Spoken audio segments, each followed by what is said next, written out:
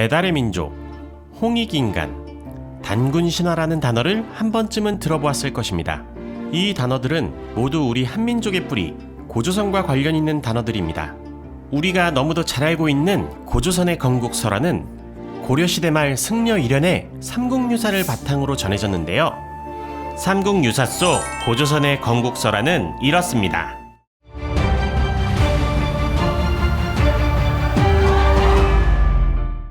호랑이와 곰 한 마리가 한 동굴 안에 살면서 사람이 되게 해달라고 기도하자 환인이 곰과 호랑이 앞에 나타났고, 환인은 곰과 호랑이에게 동굴 안에서 쑥과 마늘을 먹으면 사람이 되게 해준다고 약속합니다. 이에 호랑이는 환인과의 약속을 21일 만에 포기하지만 곰은 100일 동안 열심히 쑥과 마늘을 먹어 사람이 되고 환인의 아들 환웅과 결혼해 아들 단군왕검을 낳습니다. 그렇게 우리가 아는 단군할아버지 단군왕검은 아사다를 수도로 고조선이란 나라를 건국하게 되고 1908세 동안 나라를 다스렸다는 이 설화가 우리나라 최초의 나라 고조선의 건국 이야기입니다.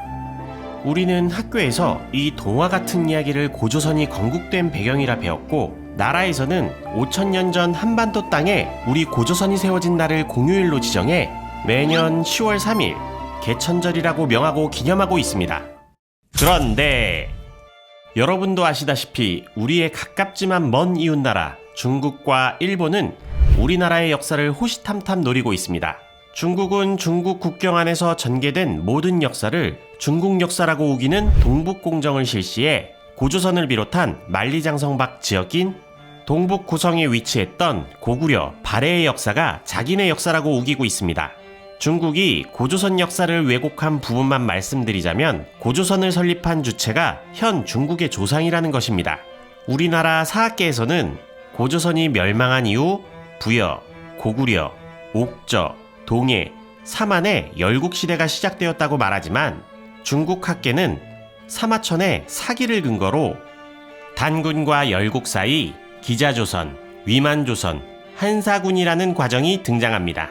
이 내용은 고조선 이후의 건국 세력이 모두 중국이라는 것을 함축하고 있습니다.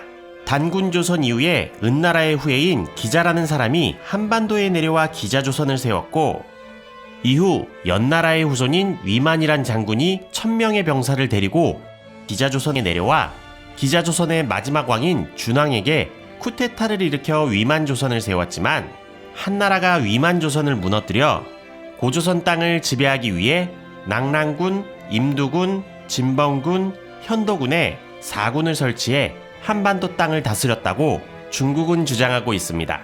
중국이 고조선에 대해 주장하는 것을 한마디로 요약하면 고조선의 뿌리를 중국으로 보고 있으며 고조선을 중국의 제후국쯤으로 격화시키려 하고 있습니다. 또한 일본도 중국에 지지 않고 일본 최초 정사인 일본 서기를 근거로 임나일본부라는 설을 만들었는데요. 임나일본부설에 따르면 4세기 후반 일제가 한반도의 남부 가야 땅에 조선 총독부 같은 식민지 지배본부 임나를 세워 신라와 백제까지 지배했다고 주장하고 있습니다. 우리의 역사를 왜곡해 거짓된 역사를 만들고 있는 중국과 일본. 그렇다면 중국과 일본은 우리의 역사를 어떻게 왜곡할 수 있었을까요? 우리나라의 고대사에 대해 증언하는 역사책은 하나도 없던 것일까요? 그 이야기는 다음 편에서 다루도록 하겠습니다.